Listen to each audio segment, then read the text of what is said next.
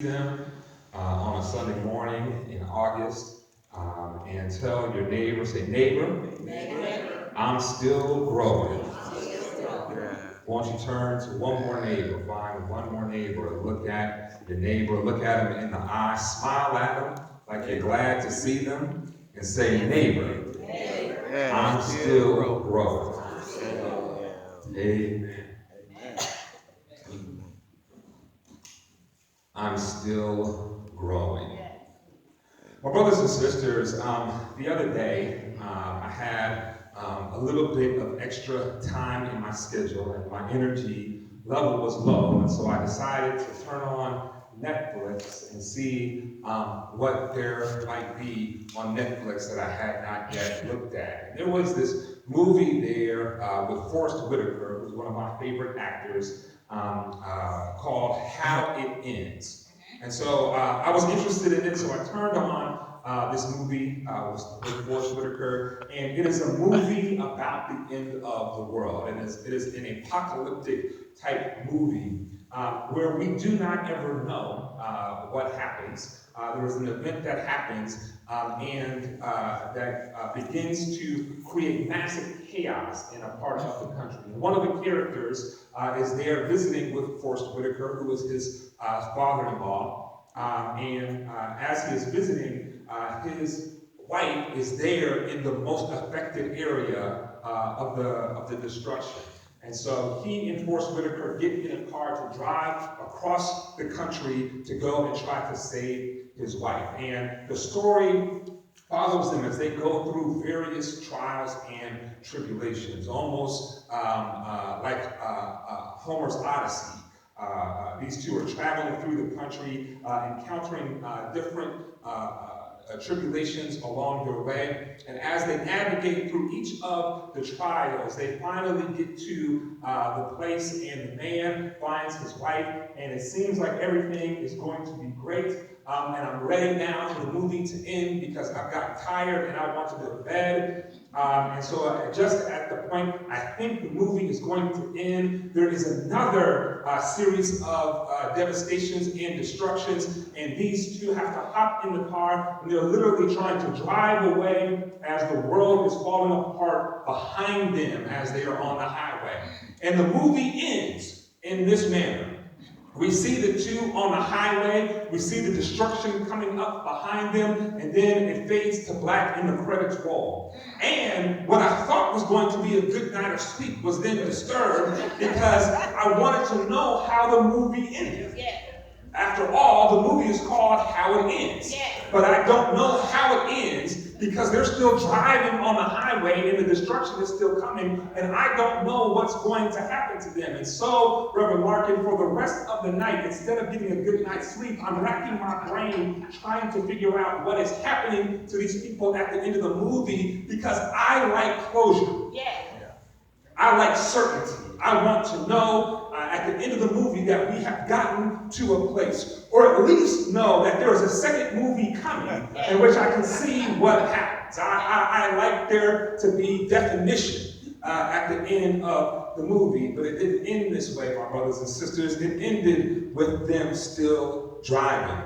And I have to admit that every once in a while, when I stop and look at my own life, I get a little frustrated. I get a little challenged. I get this sense of restlessness in my own life that is based on similar feelings, because there's a part of me that feels like I should be in a different place than where I am.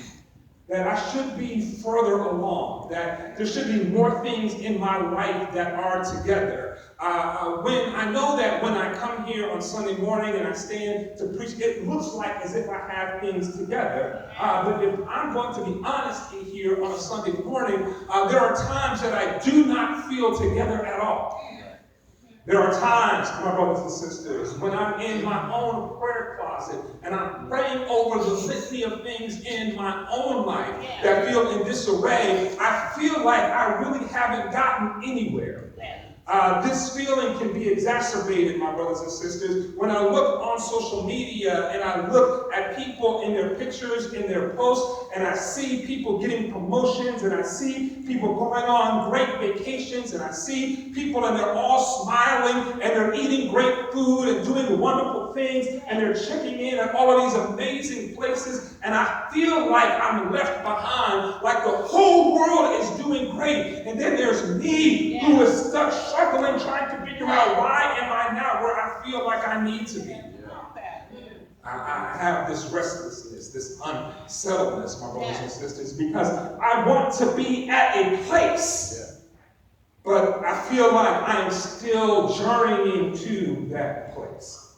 But it's not just in my own personal life that I experience this, my brothers and sisters. It is in our communal life, our collective life that I experience this as well. I have to admit, I never thought, when I was growing up, I never thought in my life I would live to see a black president of the United States. I just didn't think that America was capable of doing such a thing. And then when Barack Obama won the election there in 2008, I remember sitting there on my couch in St. Louis, and when Jesse Jackson cried that one single tear, like Denzel Washington in Glory, there in Chicago, I felt Jesse's, I felt his joy, I felt his relief and amazement. And I was sitting there, I had the flu, I drugged myself out of the bed to go and vote because I said, I can't let the flu stop me from voting for the first black president. And so I got back home and I was wrapped up in clothes and scarf there, watching it on TV in amazement. And I thought for a moment that we had finally made some definitive progress. Thought we had finally crossed a few barriers, that things would be better now, that they could not go back to the place they had been, my brothers and sisters. And then to see what is happening in our country now. Not just that we've gone from one of the best, most charismatic, most brilliant presidents we've ever had to the person who is in the Oval Office right now, my brothers and sisters. Not going from a place where our president was seen by world leaders as being somebody who to look up to, somebody to be in a relationship with, somebody to try to emulate in their own countries, to now having a president who is the laughingstock of every leader of democracy around the world. And the only people who turn to him are people who are trying to create oppressive regimes in their own nations, my brothers and sisters. Not only that, but to see what is happening around the country. To see, as Reverend Larkin prayed about, my brothers and sisters, day after day, to see the way that people whose skin has been kissed so beautifully by God's own Son, to see the way that we are mistreated, my brothers and sisters, simply for driving while black, or shopping while black, or proposing while black, or existing while black, selling things for your football team while black, my brothers and sisters, to see the way that people go out of their way to be intentionally racist and harmful to people, my brothers and sisters. I thought that we should be past this place. But it seems that we are not, and I get increasingly dissatisfied about where we are, my brothers and sisters. And it's not just in that area of life, but when I think about our church life, when I think about the state of the church in America today, I remember growing up in the church, my brothers and sisters, and when I was growing up in the church right up the street on Reading Road, our church was packed almost every Sunday. And not just our church, but churches all around Avondale. We talk about there being 52 churches in Avondale, but the truth is, once upon a time, all 52 churches were packed. You would drive by on a Sunday morning, and the parking lot looked like a club on opening night, my brothers and sisters, because the parking lots would be packed. If you did not get to church at least 15 minutes early, you might not find a seat, because people were coming in to hear what God was saying. And now to see the way churches are falling off, the way membership has declined, my brothers and sisters, to see the way that churches, not just the people not being in the church, but to see the lack of impact that the church is having in the world around us. To see the diminishing returns on the investments that the church is making in the community, and to see the diminishing investments that the church is making in the community, my brothers and sisters, I thought we should be farther than where we are. Yes. And I get increasingly dissatisfied about it. And if you understand any of these experiences, if any of these resonate with you, my brothers and sisters, then you might understand how the church in Rome felt. As Paul is writing this letter to the church in Rome, the church in Rome was there, and they were dissatisfied with what they saw happening all around them. They looked at the other churches that were being planted around the Roman Empire, the churches in Galatia, the churches in Ephesus, the church in Corinth, the church in Philippi, the church in Thessalonica, all these churches that were being planted and that were being watered, my brothers and sisters. And as they saw these churches beginning to grow and flourish and struggle with their identity and struggle with how they would live into the worship of God, and wrestle with who they would open their doors to, and how people would be received in. Do you have to come and be like everyone else who's here, or can you come in and be yourself and be present here? As they wrestle with these questions, my brothers and sisters, the church in Rome became increasingly dissatisfied with what they were seeing, and were very judgmental about what was happening.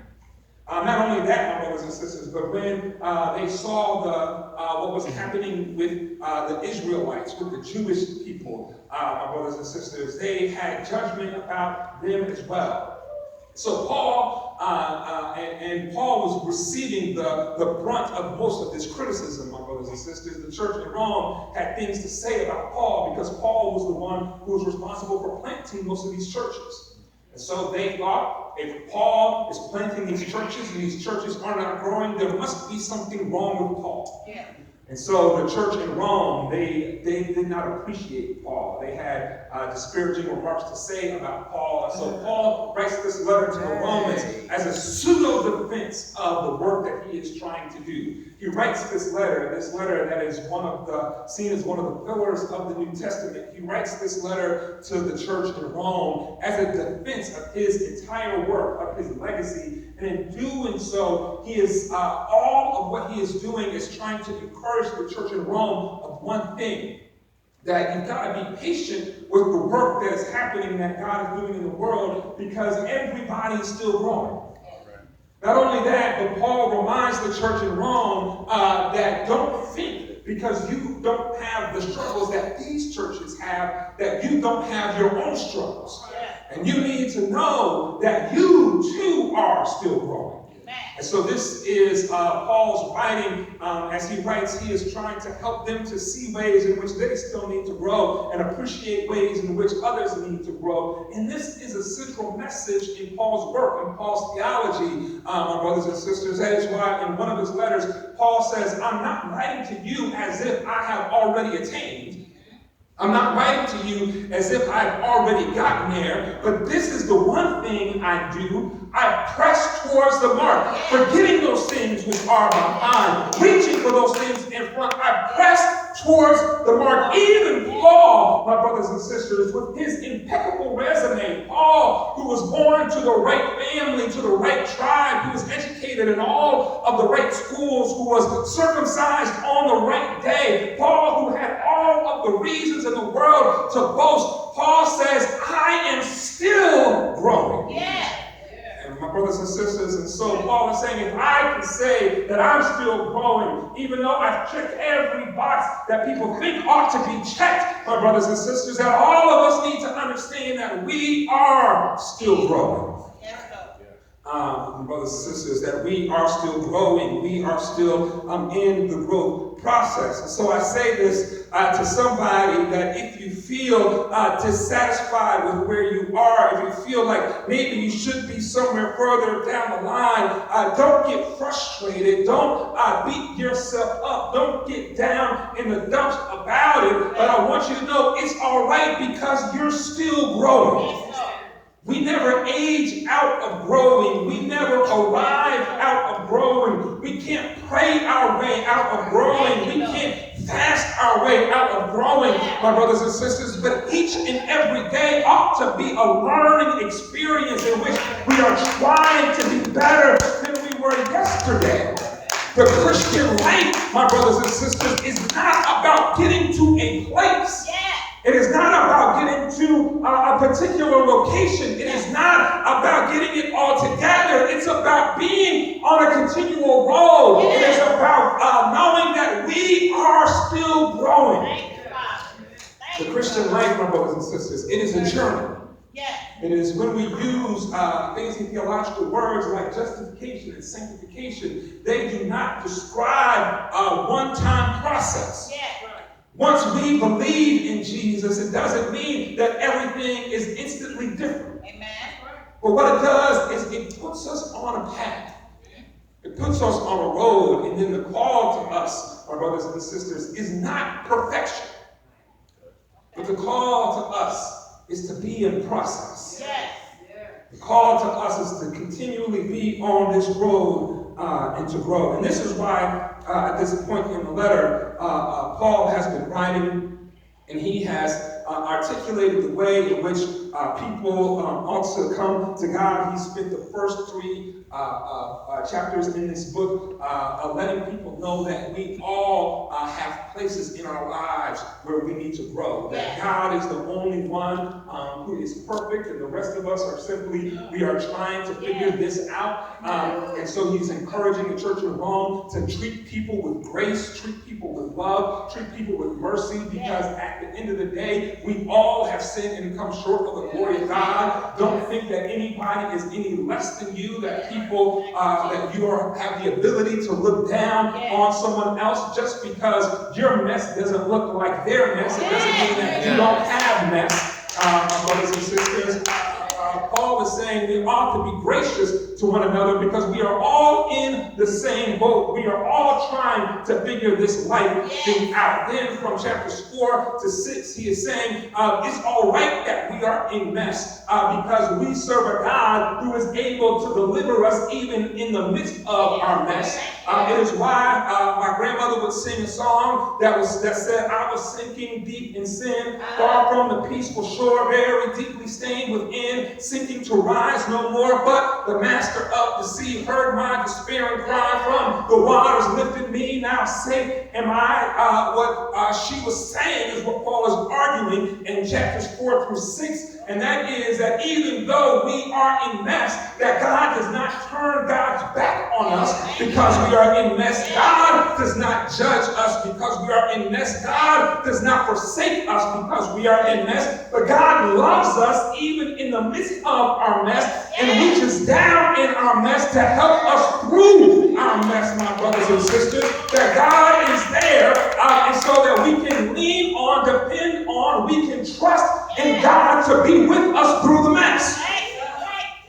So then Paul continues his argument, and he continues to impress upon the people that it is through our trust in God that we are able to make it. And then he brings up the case of Israel. And he says, now, I know Israel is a really tricky spot for you all, but I want you to understand that just because they seem now like they are out of favor with God doesn't mean it's going to be like that forever. Just because now it looks like Israel is not in God's favor, it doesn't mean it's going to always be like that, my brothers and sisters. And that right there is a reason for somebody to shout, my brothers and sisters, because it lets us know that no matter how it may seem right now, no matter how bad it may seem right now, no matter how much chaos it seems like our communities are in right now, no matter how bad we feel like our life is right now, like the songwriter used to say, trouble don't last always. Weeping may endure for a night, but joy is going to come in the morning. It may look now like things are a mess, my brothers and sisters, but we believe, we come here Sunday after Sunday to proclaim that God has the last word, my brothers and sisters. And because God has the last word, even when it looks like there's reason to give up, we can hold on and keep on keeping on because we believe that God has the final say. So Paul says to the church of Rome, don't give up on Israel. Don't give up on the people. Don't give up on them because they look like they are outside of God's will, because it looks like they are a mess. Don't give up on them because God still has the final say. So after spending 11 chapters articulating this, Paul says now, therefore, because of all of this that we have said, now I want to make this appeal to you by the mercies of God. Thank you, Lord. And in this appeal, my brothers and sisters, Paul says how we can keep growing. I want to make this appeal to you by the mercies of God that first you present your bodies as a living sacrifice.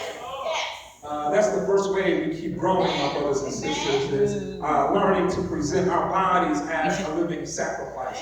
And this, my brothers and sisters, is important. It's increasingly important to us in this day and time because so much of the way we understand or practice our faith is cerebral. It is in our minds. My brothers and sisters, that even this practice of preaching in its Western form is an intellectual practice. But Paul says the first thing we have to do is learn to present our bodies, my brothers and sisters. And what Paul is, as he has articulated this, he is a part of the tradition for whom worship was an embodied experience. Which means they did not just come to worship with their heads or their hearts, but they worshiped with their whole bodies. The very act of getting to worship, my brothers and sisters, when these people came to worship, they did not get in a car and drive to worship, but they had to walk to worship. And in some cases, people had to take long pilgrimages that would take multiple days just to get to the temple in order to come to worship. And as they went to the temple, they had these songs that they would sing that exist in the Psalms. If you have a Bible that has, titles above some of the chapters, I want you to know those titles weren't put there originally, but somebody added those. And you might have titles above some of your psalms that say, this is a song of ascents. A-S-C-E-N-T-S, a song of ascents. And what it means is, while they were walking up the hill, walking up the mountain to Jerusalem, to the temple in Jerusalem, as they were ascending up this hill, they would sing these songs as they would make this journey. And so one of those songs says, I was glad when they said unto me, let us go into the house of the Lord. This was a song of ascents, my brothers and sisters. As they were climbing up this mountain, they would sing this song to remind themselves of why they were making their journey. What I'm simply trying to let you know is that for them, worship was an embodied experience. It was something physical that they did with their bodies. It was not just about their minds and their hearts, but their bodies had to be a part of it. This is why, my brothers and sisters, that we are, over the last couple of weeks, multiple times I have said when we pray that you can feel free to walk and pray or kneel and pray or pray in a way that makes the most sense because we need to get to the place where our worship can be more of an embodied experience. Where we begin to worship God with our bodies. It's why, my brothers and sisters, when the song is being sung and it touches our hearts, we stand up on our feet and we rock side to side and clap and we wave our hands, my brothers and sisters, because worship ought to be an embodied experience. My brothers and sisters, the truth is, from a psychological perspective, we understand that sometimes trauma, the experiences that we have gone through, even when they are not present in our minds, even when we are not actively thinking about them, sometimes the effects of that trauma remain in our bodies. Sometimes your body remembers pain that your mind has forgotten, my brothers and sisters. And so sometimes we need to be active in our bodies to let some of that trauma that we are experiencing out so that we are not trapping it in our bodies. The truth is that some of the health conditions that we experience as Black people, that we experience worse than others, isn't because we are naturally unhealthy. It isn't all because of our diet. It isn't because we are somehow worse than others. It is because the level of racism and toxicity that we have to deal with just to exist in America has an impact on your body. Even if you think you are strong emotionally and mentally to fight against it, it still impacts your body, my brothers and sisters, which is why we've got to do something with our bodies to get that stuff off of us so we aren't allowing it to kill us. Which is why every once in a while, my brothers and sisters, every once in a while, especially now as it begins to be a little bit cool in the evening, I want to encourage you, you might just want to take a walk with God. You might just want to walk and pray, my brothers and sisters, if not around the neighborhood, at least around the house. If Joshua and the people can take 7 laps around the city of Jericho, at least we can take 7 laps around the living room, my brothers and sisters, just to get some of the stuff that we deal with in the day out of our bodies. Take a moment to pray. Take a moment to sing a song. Take a moment as you are walking, my brothers and sisters, to literally walk with God. Allow your body to be engaged in that act of worship.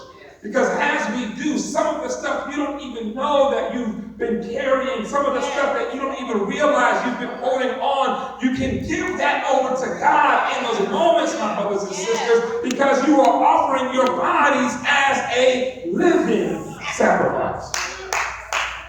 Paul says if we're going to keep growing, we've got to present our bodies. We've got to use our bodies. We've got to worship with our bodies. The second thing Paul says is do not be conformed to this world, but be transformed. My brothers and sisters, we live in a day and a time, my brothers and sisters, where there is so much pressure to look like, act like, seem like everybody else.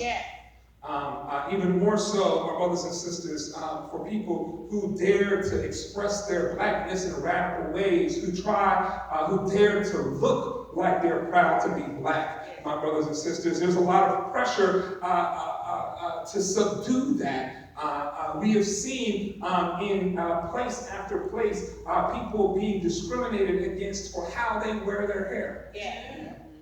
We've seen this put into workplace laws or workplace restrictions, my brothers and sisters, where people are not able to be at work, where they are dismissed or sent home if they wear their hair a way that is seen as too ethnic.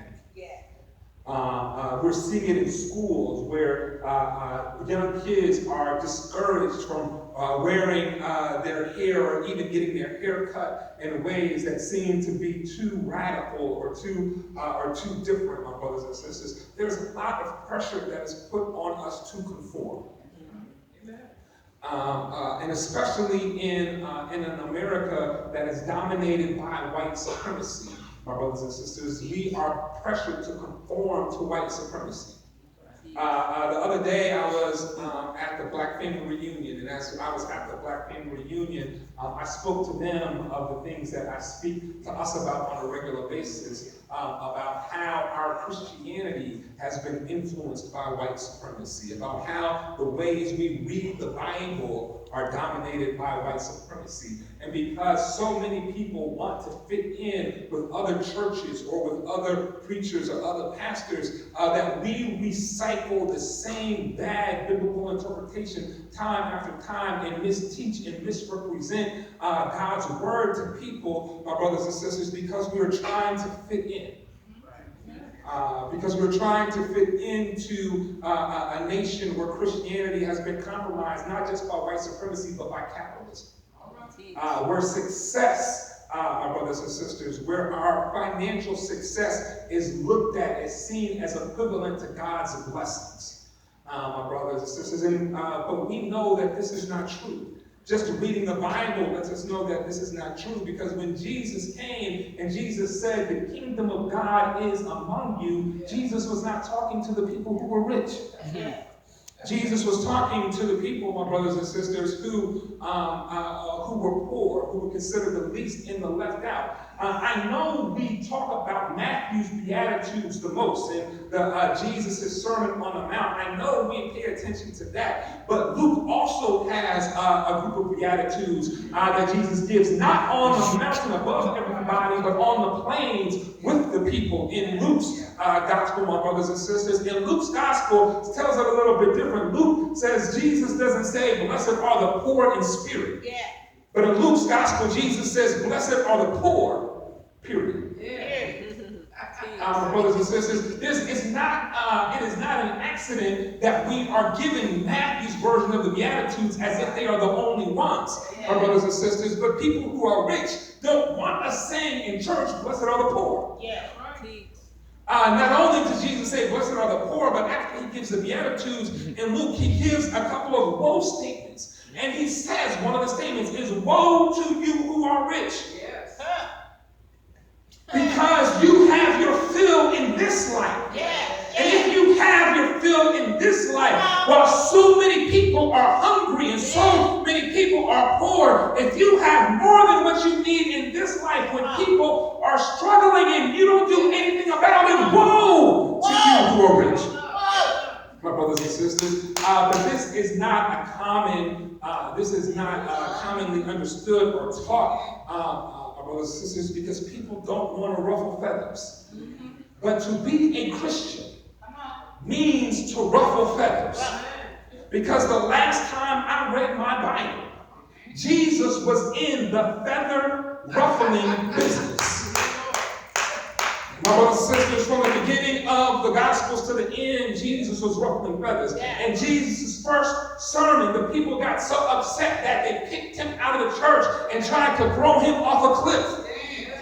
My brothers and sisters, Jesus continued to ruffle feathers, my brothers and sisters. And if we are going to consider ourselves followers of Christ, we've got to be willing to ruffle feathers. Do not be conformed to this world, but be transformed by the renewing of your minds. Being willing and able to change our minds, my brothers and sisters. And how do we do this? How do we come to the place where we are able to change our minds?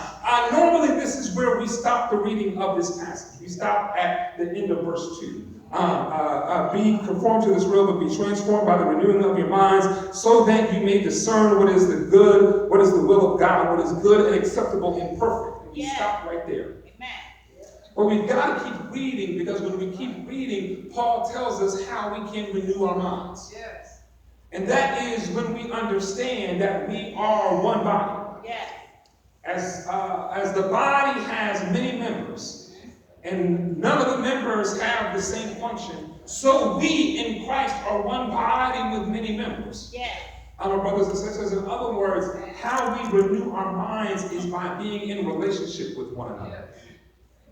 We renew our minds by being in relationship. We are at the beginning of the school year, and earlier this week, we had a welcome reception for all of the incoming Black students and students of color who are part of this Smooth Transitions program at Xavier University, and their theme was Renewed Minds. Yeah. So they asked me to reflect on this, to reflect on renewed mind. So being the preacher that I am, I referenced this scripture, and I told a story about my own journey through college, because the person I was going into college was not the person I was when I left. The reason, my brothers and sisters, is because I got into some very important relationships in my life. One of them was with a man named Asajifugu Sekou. And Sekou was one of my first mentors.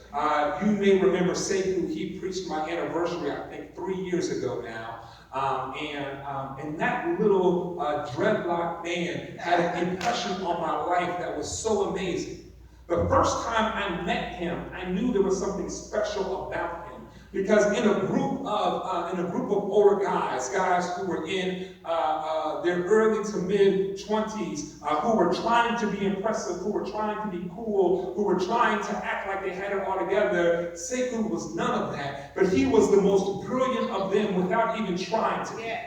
And so I said, there's something about this guy that I want to know about. And so I created a relationship with him so that I could get to know him, so that I could learn. And that relationship has molded me and shaped me. It has helped me to stretch myself beyond what I thought, my brothers and sisters. When my mother and father died, my understanding of God was that if I prayed, God would do whatever I prayed for. And I prayed for my parents to live, and they didn't live. And I wondered, who was God in the midst of all of this confusion that was happening in my life? It was Sekou that gave me Jesus and the Disinherited by Howard Thurman, and The Wounded Healer by Henry Nouwen, 2 books that helped to shape my understanding of who God is. It was through that relationship that I grew, my brothers and sisters. The truth is, my brothers and sisters, and I hate to admit it, but that my understanding of God's radical love and acceptance for all of us, including those of us who are LGBT, was not always part of my Christian identity. But I grew up in a very traditional church that was very judgmental, my brothers and sisters, and I grew out of that because when I was a freshman, I saw this girl playing basketball. And she was a fabulous basketball player. But more than that, there was a radicalness about her. Long before Colin Kaepernick ever stepped foot in the NFL, when the national anthem played, she refused to stand for the national anthem. But back in the 90s, she was taking a knee, my brothers and sisters, as a women's basketball player. And the only one doing it. And nobody wrote about it. Nobody gave her fanfare. She was doing this in the 1990s. And when I asked her about why she did it, she said, because black people have such a hard time in this country, I can't stand for an anthem of a nation that continues to treat us like we are subhuman. Yes. And if you know me, you know in that moment I fell in love. And her radical politics was so inspiring to me. And as our friendship grew over the times, my brothers and sisters, there was a moment when she had not talked to me for a little while, and I was worried about her. So I went to see her mother, and I asked, have you talked to her? I don't know what's going on. And her mother said to me, she said, sweetie, she asked me to sit down. She said, sit down. She said, sweetie, I got to tell you this because she doesn't want to tell you, but she told me that she's gay. And she's scared to tell you because she's afraid that it's going to ruin your relationship.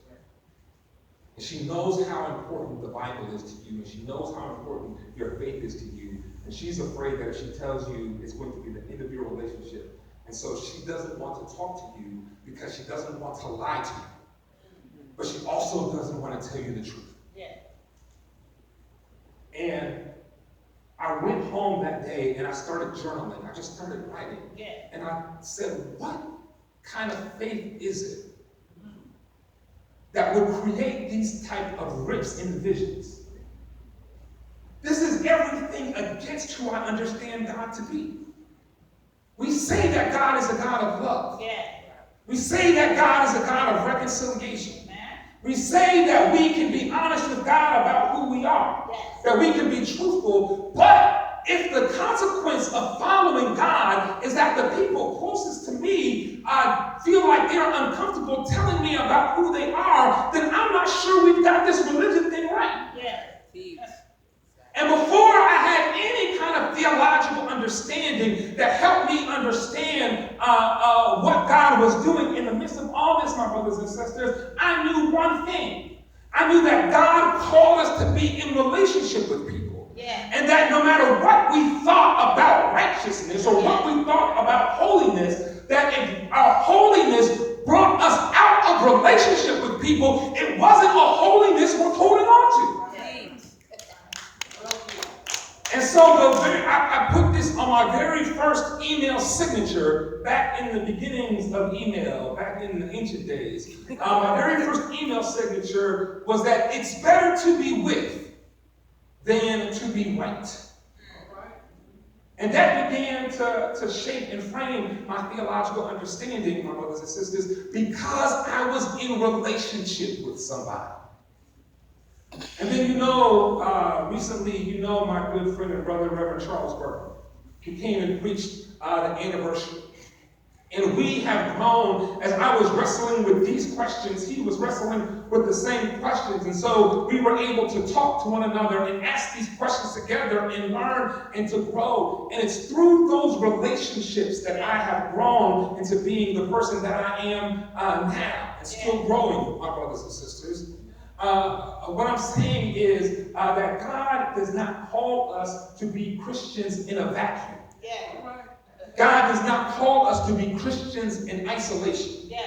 But the reason why, my brothers and sisters, we are called to assemble ourselves together and not have worship by ourselves at home, my brothers and sisters, is so that we can be in relationship with one another. Not so that we can convince somebody that what they're doing is wrong, but so that through that relationship we can grow and we can invite the other person to grow along with us. That together we are both open to growing and being changed and being transformed, my brothers and sisters, because of how God is working, not just in my life, but in your life. And when we are in those type of relationships, my brothers and sisters, when we are in deep relationship with one another, then God moves in our midst and we can all be transformed. My brothers and sisters, this is why we spend time, and we will in just a moment, in conversation with one another about the sermon, so that we can grow these relationships. So in these conversations, we can begin to understand what God is doing in your neighbor's life, so that you can grow closer to your neighbor, so that when you join hands at the end of the service, and I ask you to look on your right and look on your left, and you look in their eye, and I say, this week, pray for your neighbor, that you can know what to pray for them about because you've been in conversation with them. That is why we spend this time, my brothers and sisters, so that we can get to know one another, because it is the relationships that are ultimately transformative. It is why we sing and we believe, my brothers and sisters, that God, when God decided to save us, God did not save us from a distance. God did not email salvation to us. God did not UPS salvation to us. God didn't even use Amazon Prime to send salvation to us. But that God embodied himself in human flesh. That God came down through 42 generations to be born in the earth. God himself was embodied, became flesh to walk among us. To walk with us and to talk with us, my brothers and sisters, to share with us, even to be open to growing with us, my brothers and sisters, that God himself came in the person of Jesus Christ. And God didn't come as a super person, as a person immune from human experiences, my brothers and sisters, but God was able to be hurt like us. Jesus cried as we cried. He grieved as we grieved. He got hungry brothers and sisters. And when his message was too radical, when he refused to be conformed to a Roman world, they crucified him, my brothers and sisters. And when they crucified him, it wasn't angel dust that came from his veins, but it was blood.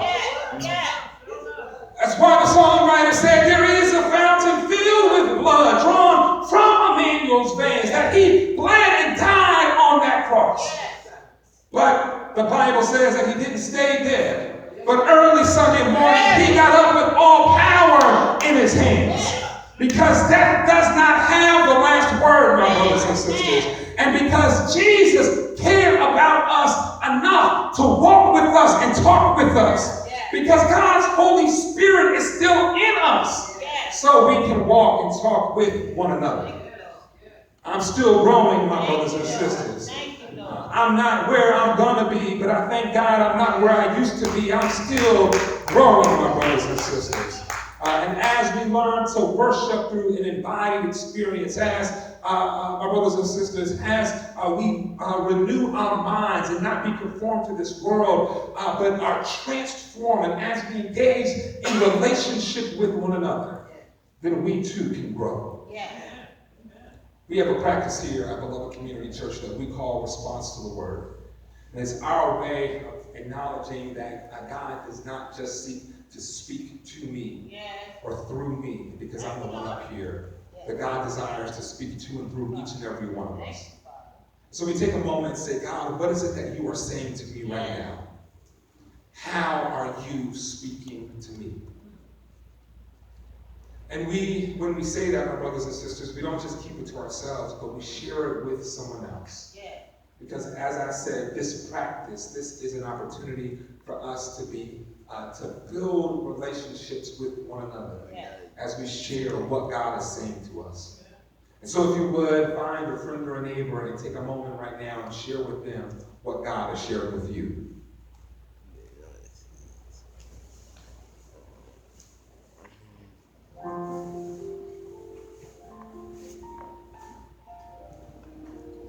Oh, we're done. Yes.